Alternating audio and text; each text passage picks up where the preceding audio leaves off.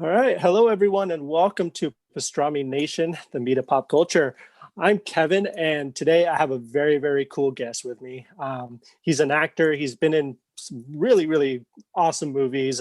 You might recognize him from things like Independence Day, Donnie Darko, SLC Punk, Go. He's here to talk about his new movie, Beast Mode, today. Welcome, Mr. James Duval. How you doing, Kevin? Thank you Hey, for having me.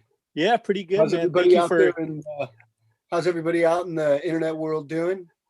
yeah. Yeah, I think they're doing pretty well. I mean, 2020 could do as well as you can, right? Yeah, it actually could be a lot worse, believe it or not. Oh yeah, it absolutely can be. Yeah, definitely. Yeah. So I mean, speaking of everything, how you been? How's everything been going for you? How's your year been going? I've been, fortunately I've been all right. I've been able to stay productive creatively, whether I'm playing music or writing or, once things started to pick up a little bit, I've been working a little bit here and there. Cool. Although I got to say it's been a bit precarious because the last job I had, I wrapped out, and a week later, and everyone was negative the day I was on set. But a week later, I got a call Oh, and someone on set tested positive. oh no. Then you got to quarantine, and then you're worried, and then do the test. And then I just did my last test yesterday, and it came up negative, and nobody else ended up getting sick from the set. So Very cool. yeah, it Well, turns out that that's he good. must have just gotten it right after they wrapped. But I got to Right. say that for a couple of weeks that I was a little nervous. Oh yeah, absolutely. It's a scary time to be anywhere right now, It and really is. um, I don't want to go through that again. right. Yeah. No. Absolutely. Definitely. So yeah. I was. So let's talk about Beast Mode a little bit. That's your new movie coming out pretty soon. I had the opportunity to watch it, and it's crazy in like the best way possible. Like I Oh, that's absolutely so loved it. cool. I'm glad to hear that you liked it. I haven't had a chance to see it yet. Yeah, it's great in all the best ways. It's just insanely cool. I'm I really really fond liked of it. everybody I got to work with on that movie. There's a lot of great actors in that movie. Oh, yeah. I mean, the cast is stacked. There's so many great, classic actors in it, and yeah, just a I bunch got to of say, great like, that's people. one of the main reasons I do movie. Like, I still act, just so I can work with all Mhm. my favorite actors. Really, to be quite honest, uh, Nice. everyone from C. Thomas Howell to James Hong and Kelly Yeah. Brinkley and Leslie Easterbrook, all the way to Dax Shepard and Oh um, yeah. I didn't have scenes with him, but Ray Wise, who I'm very fond of, and I actually had the pleasure of working with him on another project. And I have to say, well, Ray is easily one of my favorite people too, as Oh well. yeah. He seems like an amazing guy, and you brought up James Hong, like that to me. Like when I Another saw him in amazing, the yeah, movie, yeah, and man. C. Thomas Howell, another, like, every single name, that we just uh, went off with. To me, that's all part of my formative years. I grew up with these guys, Yeah, from Outsiders to Blade absolutely. Runner, Yeah, definitely. Yeah, all he's yeah, just all the way through Balls of Fury. I mean, James Hong is the man. oh, he is like Big Trouble Little China, Oh, just like all these incredible roles. He's just I need amazing in on this everything. world, Mr. Button. Yeah, I got two kids, so they're on the Kung Fu Panda and things like that, and he's a big voice in there too. So every time I hear his voice, like I He's a know legend. exactly Yeah, who that he's guy is. a legend. Yeah, he's awesome. So how did you get involved with Beast Mode? How did you get on board with it? It was a very fortunate happenstance meeting for me, actually. It was through mutual friends of actually Spain Willingham. Oh, cool. And they were looking for an actor, and my friend Tyler Jackson, who's one of the associate producers on the film, said I might know a guy, and called me up and told me about it and introduced us. And I read the script and I loved it, and they were kind enough to give me a shot at playing, Huckle, Huckle, yeah. Michael, couple guys. Um, and I think, if anything else, it's like the moment we met, we shared the same enthusiasm for this genre of film, and the actors that Hmm. we were just talking about, and really the joy of being able to make something like this with actors of that caliber. Like, we can only hope that, like you said, I'm glad you liked it, and I'm glad you saw it, because that's really Yeah. the hope at the end of the day, is that people see it, and if they do see it, hopefully they like it. Yeah, I definitely think they will. It's a little I crazy, yeah, it's a little crazy.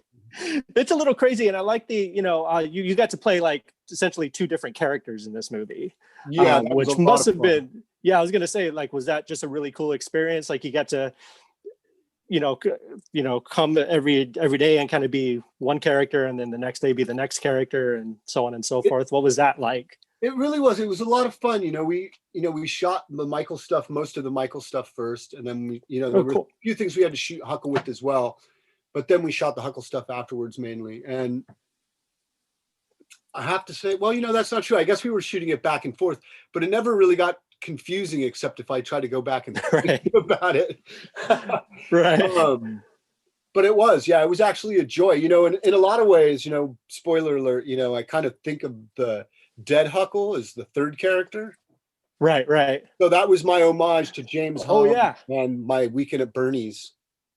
I played Yeah, that and the best that's Weekend at Bernie's for James.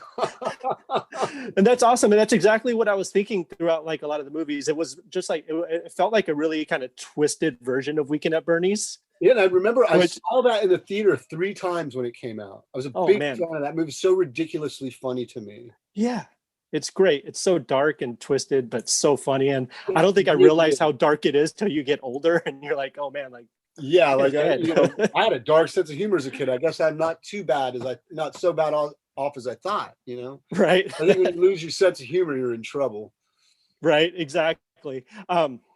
So actually, let's so yeah, you play Huckle in this movie and Michael. Can you tell us a little bit about the plot of the movie and how the story works a little bit, things like that?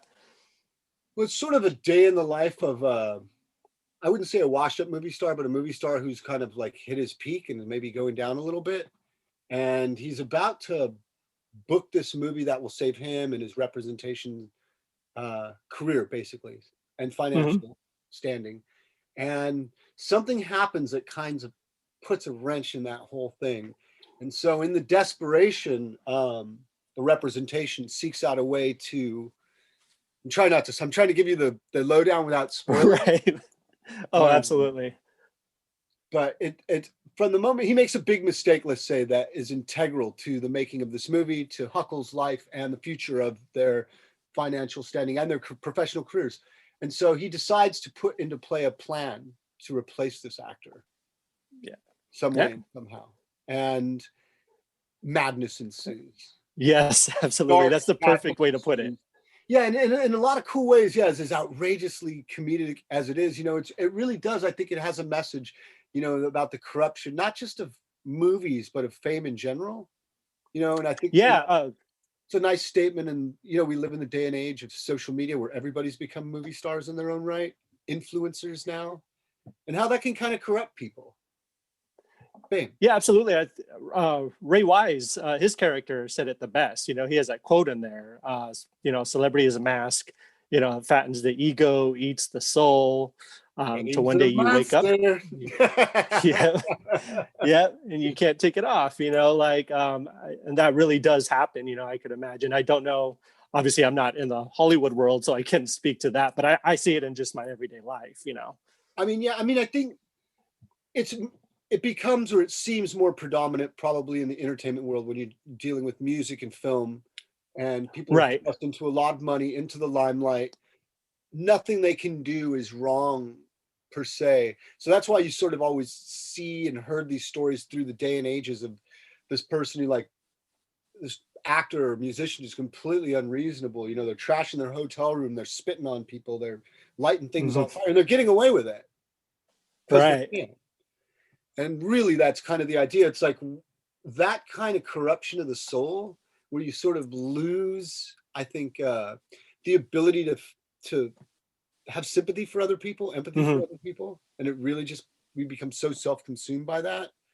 And and again, we're living in a crazy day and age, not just of COVID, but of social media and whatnot. And so Right.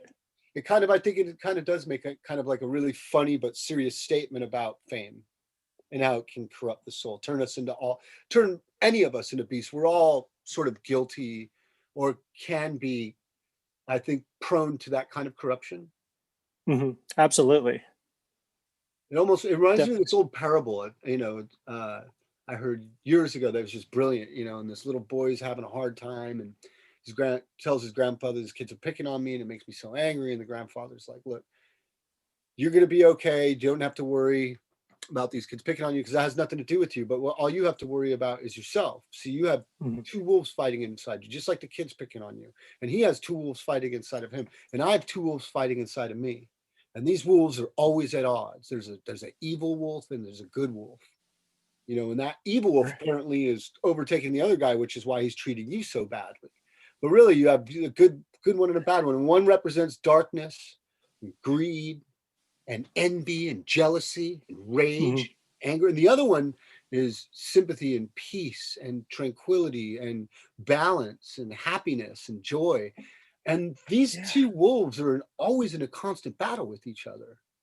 And the little kid's like, well, I don't understand, grandfather. Well, who wins? Which one is stronger?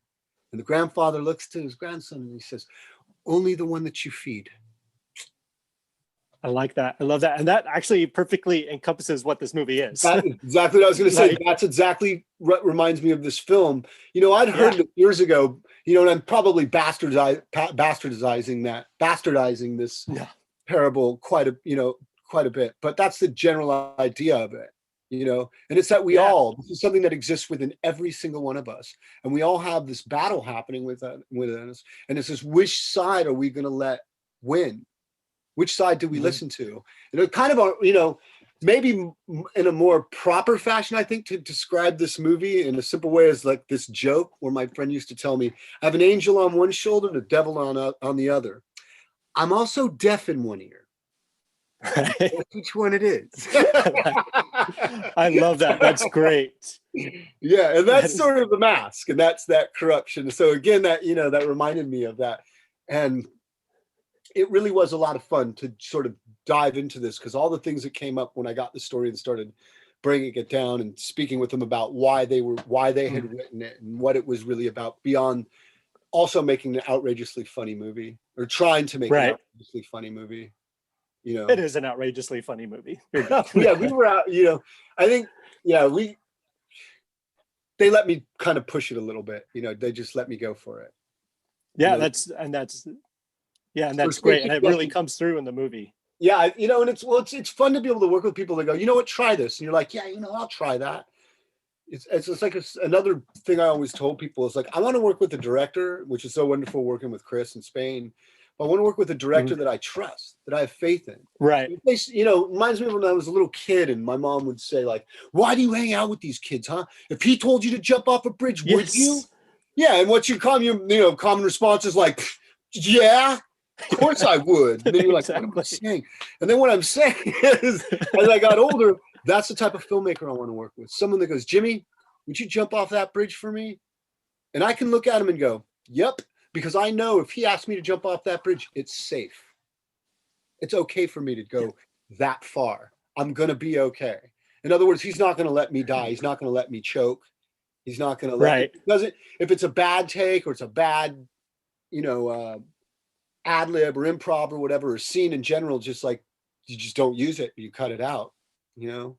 But it reminds me of this another old saying, you know, I learned it from John Cassavetes, but I'm sure it's older, and it's just dare to fail. Because that's the only way you're going to succeed. Dare to fail. And Michael, you know, from Beast Mode, is very much that. He dares to fail. Here's someone who's so out of his depth in every level, but it's all right. He's going to go for it. He's going to dare to fail, because that's the only way you can succeed in life. We're all afraid of failing, and we never try, then we'll never succeed. That is very true. And I tell myself that every day too. So there you go. Yeah, I try to remind myself of that. It's almost like I sound good in this interview maybe for just that moment. And then I'm like, how can I do that in real life? No, I absolutely hear you. I think we all share the same kind of anxieties about success and failures and things like that. We just advice to other people. Why don't you take your own good advice once in a while there, Superman?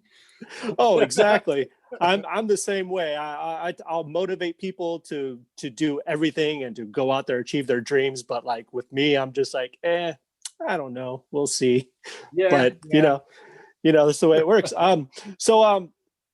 You know, so you've taken a whole bunch of different roles throughout your career. You know, you've been acting since early 90s, right? Early 90s, yes. Early 90s. Yeah. What do you look like, or what do you look for in a role before, for you to take it? What's the kind of the thing that you're looking for when you're reading a script to see if you know, want to be in it or not?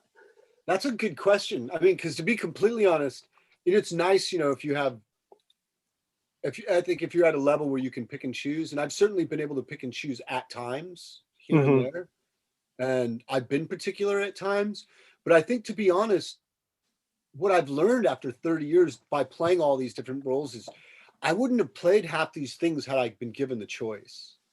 In other words, it's like, Okay. do I want to work, or I just want to sit around and wait for that one role? And it was something that was told to me years ago, actually. And he was talking about movie making. It was Roland Emmerich, and he was talking to Dean Devlin Oh, about movie making. yes. And I applied this to filmmaking. Uh, um, and he said, Dean, we're not acting and pretending like we're geniuses and that we're the know-all filmmakers out there. We're just going out and making the movies that we love, enjoying ourselves, and doing the best that we can. And sometimes we're going to fail. Independence Day people really loved, and Godzilla they didn't. Yes. Right. That's okay, because we did the best we could. So we just keep going. We just keep making the best you can. And then maybe one day, if you keep doing it and you're still there and you work hard enough, you become a craftsman. And then that hit me. That took a lot of pressure off all of a sudden about having to be a top actor, and that really, which was important to me in the beginning, really kind of swept that aside, and really from that moment on became about the craft, about becoming a craftsman, and how do I become a better actor? How do I learn to act, basically? Mm-hmm. Yeah. I still figure, myself pretty much a student, in every way, not just of acting, but of life. And Right. there's always something to learn, and I'm always growing and always getting, discovering or obtaining a new tool would be nice too, but a new tool to put in my bag of tricks. I like to think of it, the more tools you have, the easier it is to build this house. And since your script is kind of the blueprint, and as a film crew and actors and director and everyone together, we're all building this so-called house together, figurative house, Right. then it'd be important that I show up on the grounds, or to work with as many tools as I can, to provide the best work that I can. And the more tools I have, the more I can do. And so I learned that over time, challenging myself, was really, really important. Doing things that I was afraid of, doing things that I didn't think that was important at times. Mm-hmm. And it certainly allowed me to become a little bit more picky in the future, but challenging myself, like I'm going to try to do a romantic comedy. I'm going to try to do a musical. I'm going to try to do, I think I hadn't done really horror really until Donnie Darko or May, I don't think. Donnie Darko, Right. Yeah. before that was like a lot of just really trippy little indie movies. Yeah. And I was gonna. yeah, no, and I enjoyed it, but I needed to stretch my wings, and for me to grow, I just needed to try to do other things. I needed to try, and I needed to fail and fall on my face, or do things I thought I couldn't do and succeed, which I think Mm-hmm. I've done a few times too. And that's I think I really couldn't ask for more. Like, brings me full circle to, so when I show up on something, or I get a script like Beast Mode, playing 2 roles or 3 roles wouldn't at all seem challenging for me in the least. It's Right. actually something I've been looking forward to doing, to, give me more. Let's challenge myself. I remember when I did Independence Day, which was still in the beginning of my career, I was shooting a week on that and then flying back to LA to shoot a week on Gregor Rocky's Nowhere, and then fly to Utah Right. for a week and film Independence Day, and fly back and finish Nowhere, Wow. and then finish Independence Day. So yeah, so I was actually shooting 2 movies at one time. And it wasn't the challenge that I thought it was, other than, it's nice to get sleep and rest once in a while. Right. But, and I did at night, but when I was switching over films, so I would shoot all night and then get on a plane and come back and then show up to set. So I didn't really get much sleep a couple of times. But, I'm certainly not complaining. It was, in the end, it was worth it. And that's the first time I learned, it wasn't as difficult as I thought. When I show up to an independent set, when I'm playing like this sort of disillusioned Los Angeles kid with earrings, and my part here, and kind of like hipster of the 90s, or wannabe hipster of the 90s.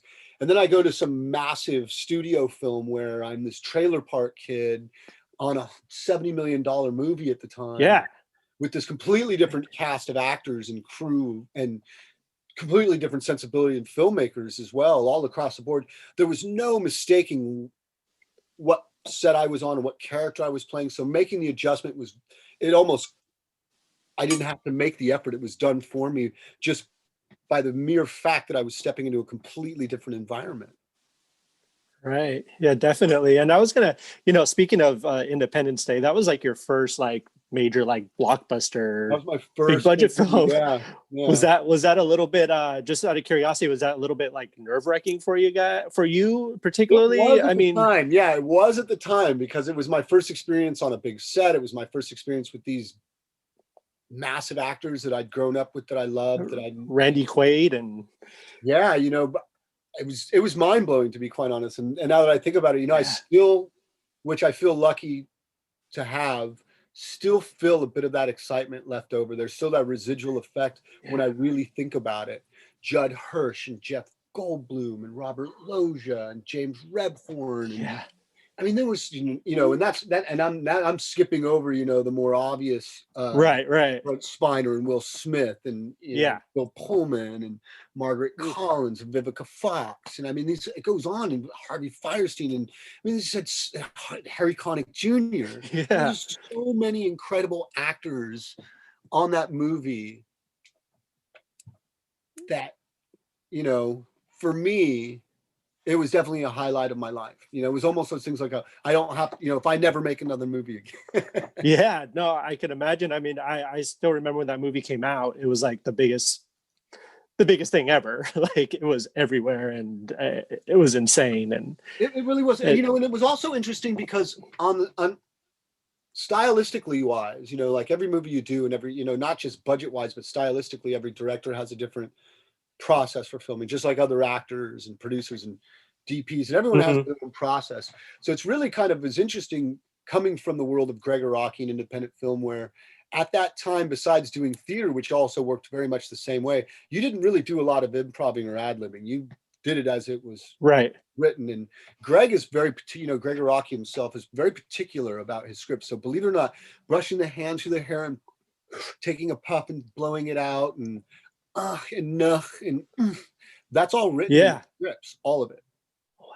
Yeah, so he had all that stage direction. So which was amazing and great, especially, coming on to, screenplays for the first time. Yeah. And moving from that to do something like Independence Day, none of that stuff's written in there. So it's free for you to write that in yourself. And so they were also very much like, oh, you don't have to say it the way it's written. Just say it however you want. Say whatever you want. Make it up. Yeah. And you're like, don't even really know, like what? Like, wow. It's like Gregg would be like, Jimmy, it's not written that way. So it was also a very important experience for me, I think, in the sense of like, because I really wanted, and then still as now, the craft is extremely important to me, and to learn how to act and become a better actor. And I've certainly given some performances where I'm like, maybe I should quit. No, I should dare to fail, learn what I learned, rise up and keep going. And I'm not ashamed of any of it, because I feel more confident now than I've ever been. And I'm happier than I've ever been as an actor on set, doing what I'm doing. Very cool. Oh, I'm sorry. You wouldn't. No, go ahead. I was just going to say, so going back to stylistically, like what I learned from Gregg was to keep on, I learned two important things very early in my career. Stick to the script if the script is written that way, and it's very important. Also, because you hear the great actors say this over and over again, it wasn't me, it's the writing. And sometimes if a script really is great, all we have to do is do and say what's on the page. We don't have to add anything. And it really, the director and that writer do everything else for us. So that's certainly the truth. But there's also certainly something said that you can have a great blueprint and still go off and make your own stuff up. So, for example, I'll give you two real quick examples from Independence Day where they just made the lines up. So when he was everything about let's kick the tires and light the fires, they're all around me like white on rice. Like he made all that stuff up. Wow, really? Yeah, same thing with Randy Quaid was like, all right, you alien assholes, and the work of my generation. I'm just like, what the hell did that come from? I'm like looking at the guys reading for him off camera. I'm like, where the hell is that? And also most importantly, again, I remember, and I'll tell you this specifically, I've said this a few times, this is my this is the last piece for Independence Day. This is my favorite story about acting. And I've been telling it since the beginning of my career. I remember Dean Devlin and Roland Emmerich calling me over and goes, you said you want to learn about acting. You've been asking Randy and everybody about acting advice. So come here, we want to show you good acting. Like, this is what acting is. And they show me the sides, and on the sides is just Will Smith, and they're just going to drop him from a crane, and he walks over to the ship. Yeah. There's the alien out. That's all that's written. There's no dialogue. So like, watch this, Jimmy. So they drop him. He gets up, starts walking over. Starts huffing, puffing. Oh, look at you, ship all banged up. Oh, got a barbecue today. Oh, he made all that up. Wow. Walks over to the ship. He's like, oh, and what's with that smell? Welcome to Earth. He made all that up. That's crazy. None of that is in the script. None of it's written. That's insane. Yes. I mean, that's... In those two movies, at those two instances, from a really small movie to a really large movie, I learned two very important things about acting that were the exact opposite. And I think thus begun my journey of, learning more about it, really become fascinated and having a great time with it. One, stick to exactly what the blueprint is. And the other one, the exact opposite. Let it go and be in the moment and feel free to do what comes to mind. Yeah. Which one do you prefer? Well, what's funny is I was afraid of the improv-ing, and it took me, I'll be honest, it took me a couple of years to learn it. Now I enjoy it very much. I can make stuff up or I can keep it on the script. I can do either one, and I'm as comfortable doing both, which I have to say, very cool. It's taken me years. So yeah, it's, and I did have like I said, I had a particular favorite, but now I'm happy that I've gotten to the point where I'm comfortable with both so much that you want me to make stuff up? Let's make stuff up. You want me to stick to script? Let's stick to script. I can do them both. Yeah. That's like the more tools in the bag of tricks. That's very cool, man. So I just had a couple more questions for you. If you don't mind me asking just about a couple of your older roles. I had a cup of coffee before this, so I hope I'm like... Oh, no, you're totally cool. You're helping me with my anxiety and everything, so we're doing great awesome. here. I'm working. I believe it or not, I just took my dog to the dog park, and then I worked out for an hour. Nice. A quick meal. Yeah, so I did all this right before, and then I'm like, I better drink a coffee. So I'm like, you ready? No, I'm like, diarrhea of the mouth. No, man, it's great. I really appreciate it. No, it's awesome. I love that shirt. I really love that shirt. It's amazing. I saw you with it on earlier. Remember, ladies and gentlemen, it's not me. It's society. I love that. So this, I'd like to just talk about Donnie Darko a little bit, because I'm a huge Donnie Darko fan. And yes, like that is incredible right there. It was actually from the movie, and I'm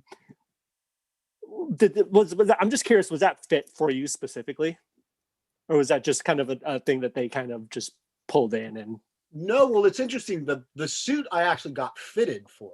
Shoulders, cool. Waist, everything. So the fact that it's kind of baggy is really interesting to me. Like almost came off like a rabbit with a bat who's had fur but was a bag of bones almost. Right. Oh yeah, it looked incredible. Skeleton underneath, perhaps, without the meat and the right.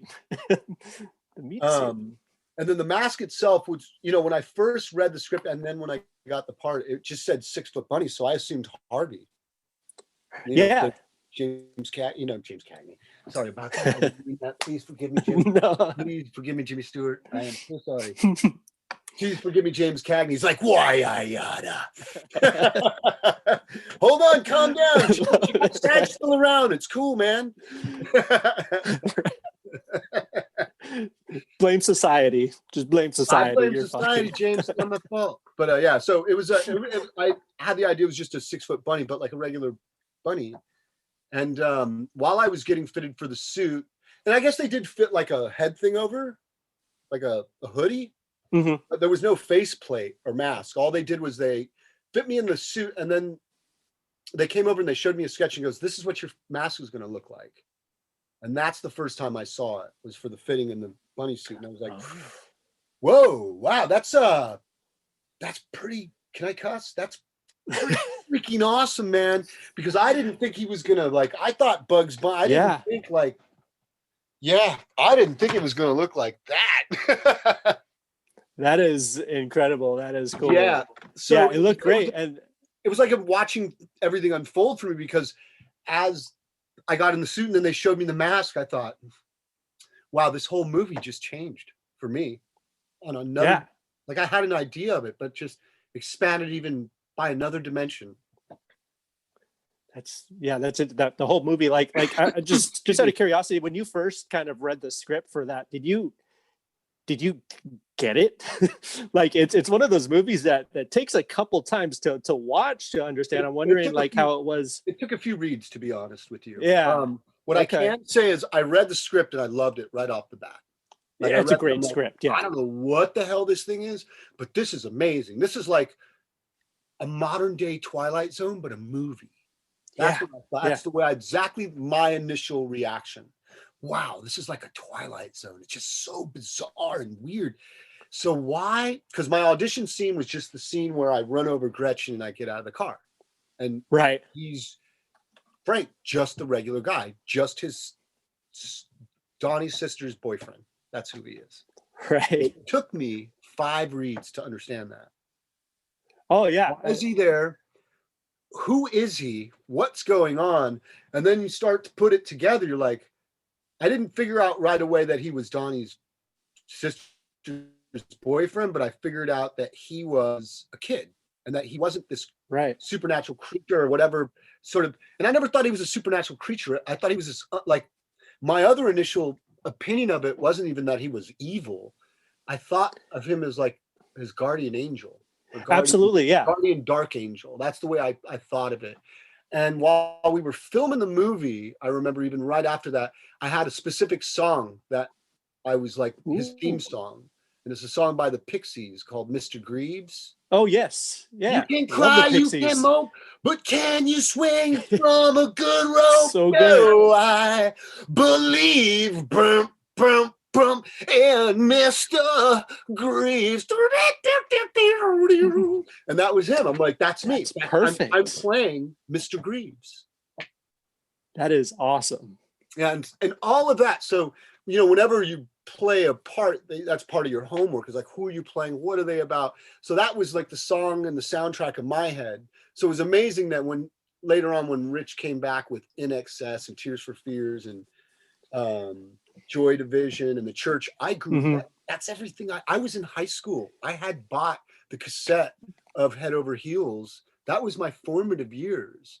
Dude, yeah, I love Tears for Fears. They're one of my favorite bands. Yeah, and I saw them live way back in the 80s. Dude, they were amazing. And that cover for that movie too of Mad World, Gary Jules covers was just brings it to a whole other level. He does amazing. And you know who does an amazing version of that version is Kurt Smith and his daughter from Really Years do an acoustic version of Mad World, but Gary Jules version. That is, I need to check that out. On your arm stand up. You can find it on YouTube. That's everybody awesome. Check it out. It's a great homage to Tears for Fears. Doing Gary Jules homage to them, homaging Gary Jules. It's so good. Really something out of this world. And nice. That's awesome. Him and his daughter on the guitar and they're singing together. Mm-hmm. Yeah, and I love, in the movie, the way they used Head Over Hills. It's just like at the school bus and the way the camera's moving and just everything. Just talking about it with you, I can't believe I'm in a movie like this. Dude, like it's one of the joys. It really is. Like one of the joys of making movies is like once in a while you make something, you're like, okay, I'm not saying I thought that movie was amazing. Not because I'm in it, because it's a small part of that movie was awesome. So once in a while I'm like, oh yeah, I was really horrible in that. But you know what? I tried. Don't hold it against me. I blame society. Exactly. No, I mean Donnie Darko is just, it keeps growing too. Like it's just like this unstoppable thing that like people are always discovering. Like it's still I hope so, because it was really kind of a bummer. So when I read the script, my initial thought was a Twilight Zone, and we went and we made the movie, and I was really proud of what we had done. And it came together in pieces because we didn't even know what Frank was going to sound like until 6 months after we shot. And we went into the sound stage and we started experimenting with the voice and the cadence and the right. Did you do the voice for him too? Yes. Yeah. Okay, cool. Well, that was one of the great things about the part. I remember when I auditioned, they go, okay, just so you know, we want whoever's playing Frank to also be in the suit too. And I'm like, okay, thank God, that's and do the voice. And I'm like, because I was gonna actually ask if I can do the suit and the voice, because no offense, I mean that just means I work more days, so I'll make more money, and Right. you know, people gotta eat, right? Nothing wrong with that at all. Yeah. And they laughed. They thought that was funny. And I really didn't think I was gonna get the part. Making jokes like that on a movie with the script like that. And you know, and Frank in the script's written as 6 feet tall and blonde, and I'm about 5'9" and I'm not blonde. Right. So I really didn't think that movie was going to go anywhere for me. But I read it. I ended up reading it 5 or 6 times so I can understand what it was. So when I went into audition, it would make sense, at least my performance to me. And then I let it go. And one of the highlights, again, like Independence Day, another highlight's getting a movie like Donnie Darko and getting the call, and like, you got the bunny, and you're, ugh. And then you go in for the fitting, and they go, your mask looks like this, and you're like, ugh. Sorry, your mask looks like that. Right. And you're like, ugh. You know, and then you do the voice, and then you watch it 6 months after that, so a year after you film, and it comes out the way it comes out at Sundance, and we're like, ugh. And then it comes out in the theater, and 50 people see it, and it goes and disappears, and no one thinks anything of it, and you're really proud of it. And it didn't stop you from being proud of it, but you're like, I guess it's just one of those movies that, you know, unfortunately didn't get out. Such too bad, you know. I'm really proud of that. It was about 2 years later, I was walking through a Staples, and the security guard just goes, Frank, and I turn around, and he goes, yeah, I just saw Donnie Darko, man. And I'm like, wow, you and like 50 other people, man. I'm like, God, I'm like really proud of that movie. Thank you for checking it out. And he's like, no, it's out on DVD, and it's really good. And yeah. Then it just started word of mouth. It started to pick up, and you know, again, so like as an antithesis to a big movie like Independence Day, where everyone goes and sees it in the theater, it was quite encouraging, I got to say, not only as an actor, but just as a film fan, that we have movies that still pass around through word of mouth, and that are great movies. And we're not, you know, and that's probably also the other, you know, I don't want to be totally on, you know, I was kind of down on social media before, but the ability for us to communicate and share things the way we can now is also gives us the ability to discover more movies like that.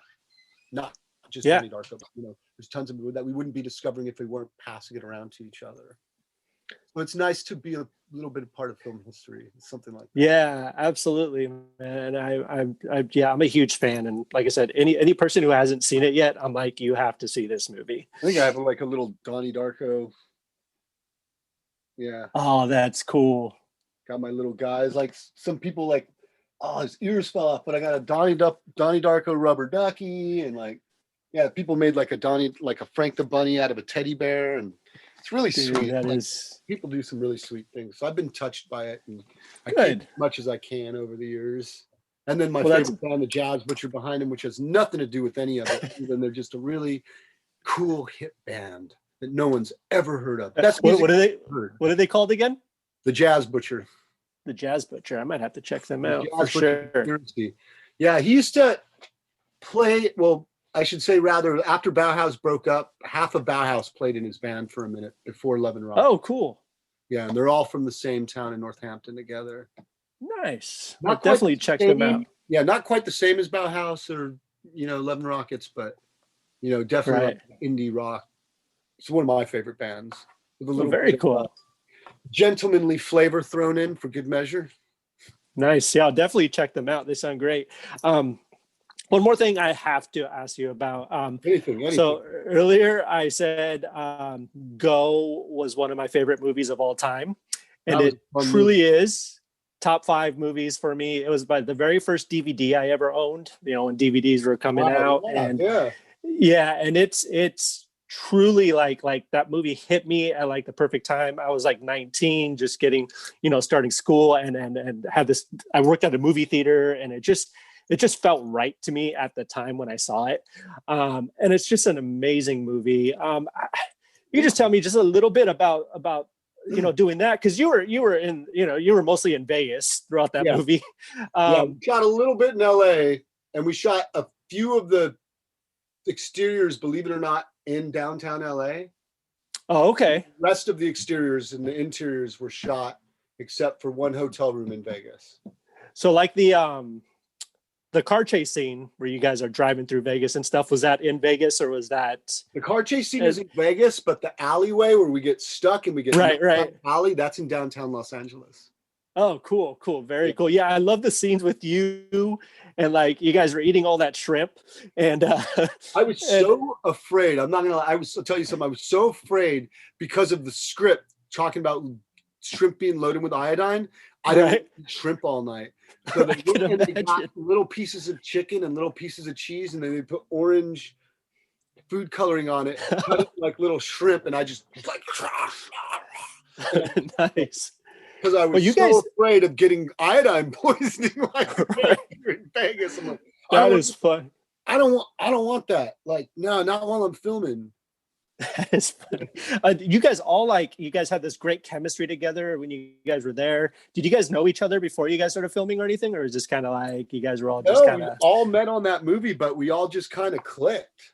Yeah. I know that I met Desmond, the British guy. I met Desmond, Simon, yeah. Yeah, Simon, at the wardrobe fitting. And from the time we met at the wardrobe fitting, we literally just started hanging out. Nice. That's awesome. And yeah, that movie, thank you guys for making it. I just got to say, like, I'm a huge fan. It's really like, thank John August for writing it and Doug for directing it. Oh, John August. Yeah. That script and, Lyman, and the soundtrack is incredible too. Like it's everything about that movie is perfect. So yeah. It was really a joy. I mean, at that time I got into Go because I told, you were asking about how do I pick scripts and roles before. And so believe it or not, the way I got Donnie Darko, the way I got Go, the way I got Gone in 60 Seconds, some of these movies, like I said, find me something with Nicolas Cage. So they found Gone in 60 Seconds. I got it. And I said, fine, I love swingers. I want to work with Doug Lyman. They got me on audition for Go. I got it. Nice. Donnie Darko is a little bit more interesting in the sense of like, I got involved in Donnie Darko because I just saw Rushmore. Okay. I really want to work with Jason Schwartzman. Jason Schwartzman is freaking phenomenal. And I worked with his mom, Talia Shire, played my mom in a movie called River Made Drowning with Michael Imperioli from The Sopranos and Richard Chamberlain. And so I'd already worked with her. And that's awesome. I'd never met him, but I was like enamored after Rushmore. Loved him. I still love him. Oh, he's incredible. Yeah. Yeah, he's fantastic. Yeah. And so I'm like, I want to get me a movie with Jason Schwartzman. Donnie Darko was it. And then I auditioned for the part and I got Donnie Darko and he dropped out. Oh. Because he was cast as Donnie Darko. Right. And then they cast Jake. And I remember I knew Jake from October Skies, which was phenomenal. Oh yeah, October Skies is amazing. Yeah, I love that movie. I remember I actually auditioned for it, but I was a little too old. Oh wow. Yeah, I'm 10 years older than Jake. Especially back then, I would have been like 10 years older. It was like, I think I was like, he was like 16 or 17 when he did that, and I was like 26, right? Something like that. But I remember I knew it because of that, and when I watched it, all I knew was like, wow, these kids and these actors and this director and this movie's fantastic, and I used to want to be an astronomer and shoot rockets and write stuff, So when I got it, I was like, oh, cool, they got this. Like, he'll be a good Donnie Darko.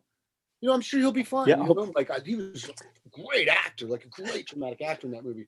We do the first scene in the golf course. That was the first scene where I call him out of bed and he's looking at me, and I remember just shooting it with him, and I have to scream it through the mask. So it's not the way you've seen it in the movie, like world will end. It's like the world will end in 28 days. It's muffled, you know what I mean? And he's playing it and just giving that, And I remember taking the mask off after the first day. I was like, wow, man, you just creep me out. Like, you are Donnie Darko. Like, I didn't say I got involved with this for someone else, you know what I mean? But I felt I couldn't have felt in more, not just competent hands, but I felt that after I shot the first scene with him that we had, and I already thought it was special, but then I thought it was something out of this world. And I said it at the time, and I meant it, but I really not as I think as meaningful as I'm saying it now, that he is and always will be Donnie Darko. There'll never be another Donnie Darko. Never. Now I'm trying to picture Jason Schwartzman as Donnie Darko. It would have been a much different film. It's Oh, just I really can good imagine. movie, Yeah, that's all. Um, you know, it's interesting how things turn out just the way they should. And I've never absolutely. I've still to this day never met Jason or worked with him, but I hope that someday I get a chance to work with him. Oh And, yeah, I'm sure and you will. he did have Alex Greenwald from Phantom Planet, who's the bully in Donnie Darko still. Oh yeah, yeah. Yeah. Phantom Planet is. And who's awesome, by the way. Yeah, Like, he's such a sweetheart. Plays a bully, and he's such a nice guy. really. Incredible. Yeah. That's awesome. I'm glad to hear that. So, and of course, Seth too. Seth's a real big sweetheart. Who was? Sorry. Seth Rogen is a real big. Oh yeah. Those two were the bullies. I totally blanked that Seth Rogen was in that. Dad like stab your mom. Okay, you just kind of. I remembered, but now I'm like remembering it. I was like, wow, he's super young. Insane. Yeah, he's super young. We were all pretty young. I think I was 26 or 27 at the time. Wow. No, then I was 26 and 27. I know Jake was 19, and Seth was probably around the same age, if not a couple years younger. That's blowing my mind right now. For some reason, it just never clicked. I love the movie. I've seen it a million times. And it's just like, well, because, you think Seth Rogen is like this huge, he's a huge comedy actor. And like, he's done some really good dramatic stuff too, but it just didn't click. But that's. Yeah, Freaks and Geeks and Donnie Darko. And then boom, a couple years later, 40-Year-Old Virgin. Wow, that's crazy. That's cool though. So yeah, so what's next for you, James? What do you got coming up after this film?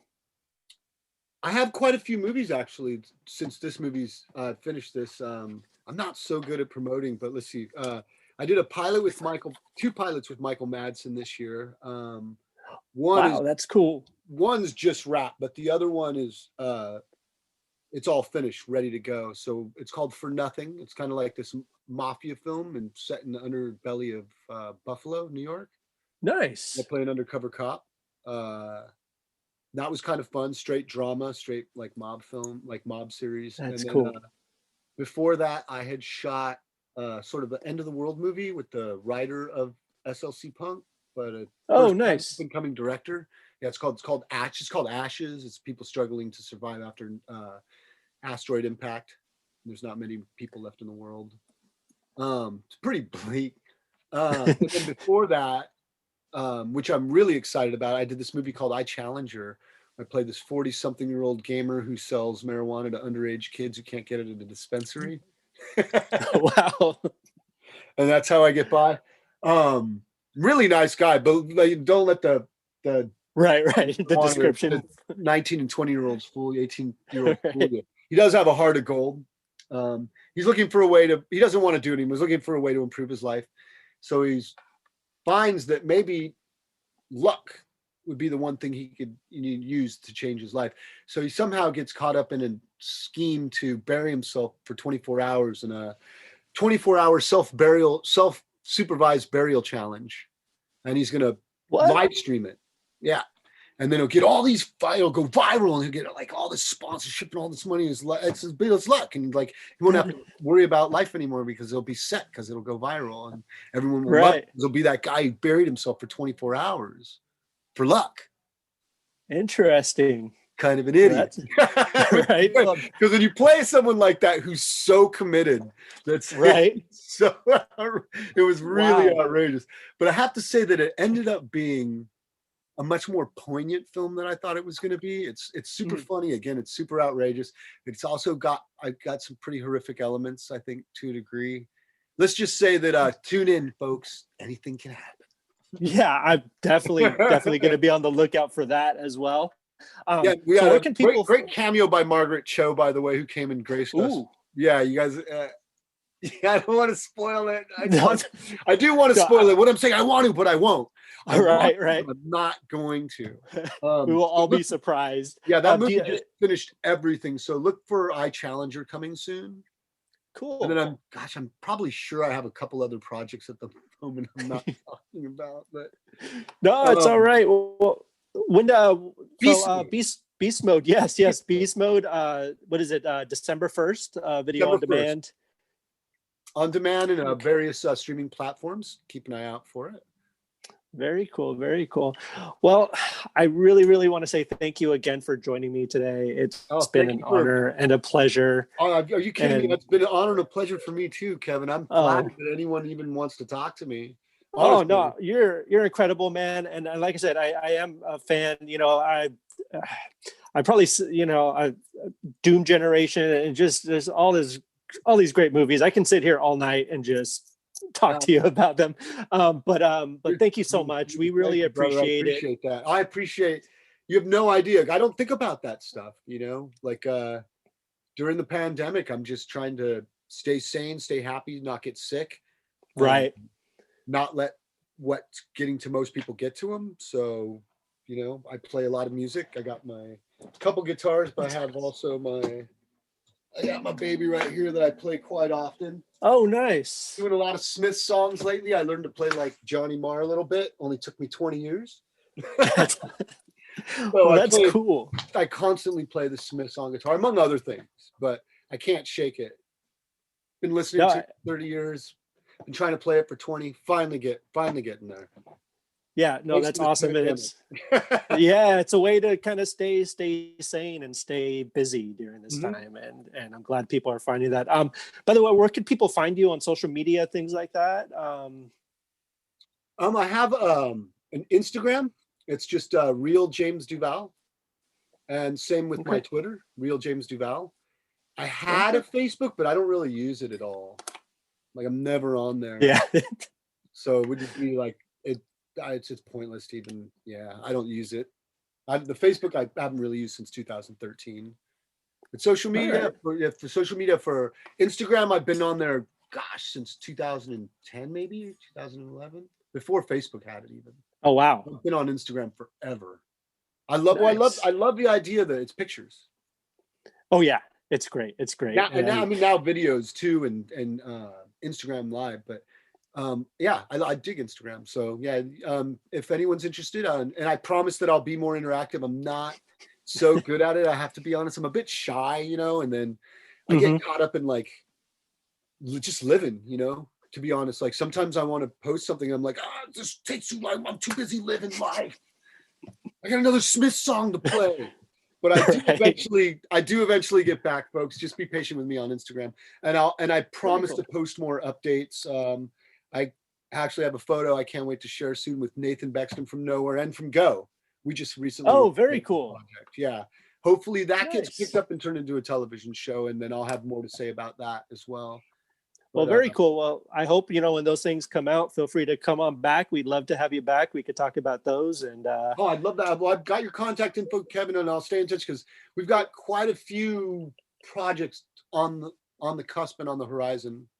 for sure. That sounds awesome. Yeah, we'd love to have you back and talk to you, pick your brain even more. And I'd love that. it's been a real pleasure. Well, thank you so much. And to everyone watching, as always, check out pastramination.com for the latest news, reviews, interviews, and all that fun stuff. Signing off for today. I'm Kevin. And James, thank you again for joining us. I truly Thank you, appreciate Kevin, and it. thank you, everybody. Have a great one and stay safe out there.